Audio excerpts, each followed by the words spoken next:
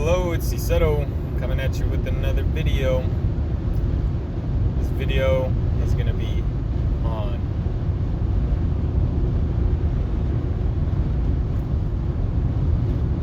conspiracy and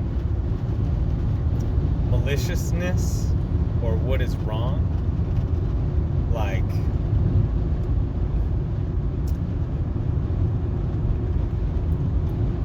I feel people lack an understanding, overarching, overall, on understanding what is wrong and what is right. And understanding that people in positions of power understand what is right and what is wrong, and may use that information against you and manipulate you into doing wrong onto yourself or onto others. And people would be remiss or confused as to understanding why would somebody do that? What could they gain, or why would they even do that at all? And it's like processing what's good and bad. I had this conversation with my girlfriend, and it was a deep conversation about if people who rape one another, or rape another person, or is a serial rapist. A lot of people think that the rape is about the sexual satisfaction or sexual pleasure. But it's really a lot about power. It's about a power play, a power control dynamic. And this goes in every single facet of violation of one another. So like anytime a person is, and what I think is wrong is theft, right? So theft in all respects. Theft of one's voice, theft of one's place, location. Like if you were to take somebody and imprison them, that's like kidnapping, like theft. Theft of somebody's private parts, rape, molestation, all these other things.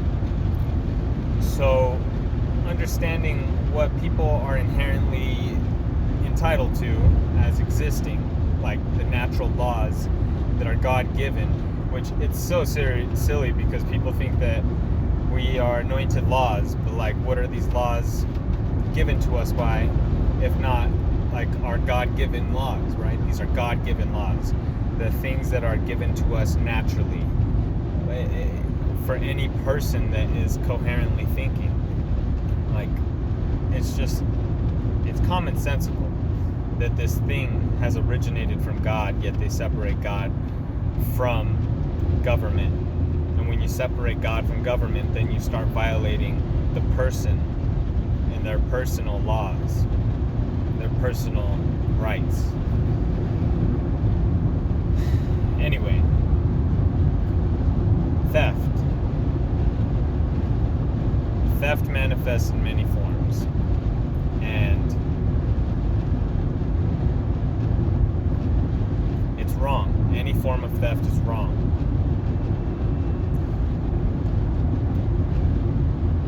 There are people who withhold information to persuade your perspective. And that is wrong. People that I'm passing a car real quick, sorry. People that tell you not to say things. Say, like, you're not allowed to talk about this. That is theft, man. That is so wrong. You have the right to speak on anything. In fact, the downfall to civilization to say that we are not allowed to speak on certain things. That certain things are just established and you are not allowed to talk about them or question them. Because everything has its shadow. So the more light you shine upon it, the darker the shadow. The more real it becomes. So like, you have to expose things if they are integral in nature. You have to. And that means yourself. That means everything. But that means speech. You have to expose speech for it to be meaningful, for it to have actual meaning and change in life. If you want things to just be a pattern, you are going to narrow things down and have a dualistic version of thinking and always just be in the box.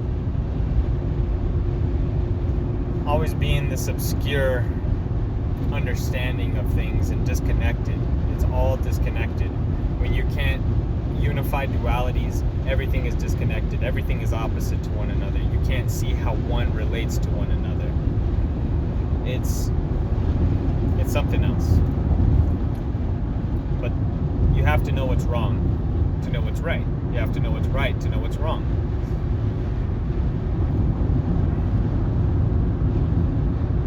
They are chained to one another. They are not opposite of one another. Yeah, I don't know. I don't know what else to say about this. I could go on and on like a loop like this for hours using different words and different terms and different scenarios and situations. But ultimately, at the end of the day, there is a right, there is a wrong.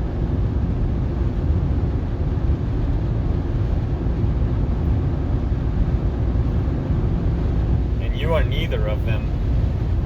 You are merely participating in doing. The whole thing about being a human,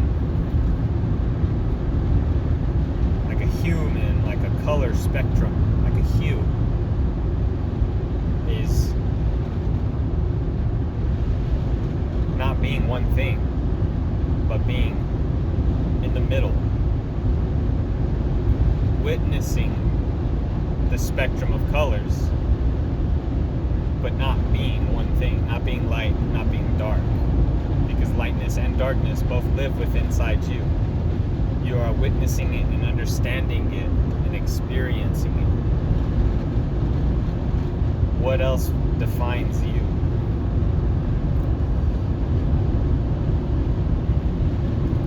Anyway, thank you.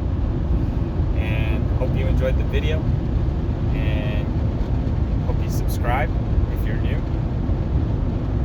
Leave a comment telling me what you would like to talk about or anything along these lines, because I make videos so spaced out because I just don't know. I feel like I know these things and I just want to share them. I'm not a know-it-all. But I would like to share my perspective, and if anybody has any challenging opinions, you're welcome to share them, and I will debate you, or I will make a video about it. Anyway, thanks.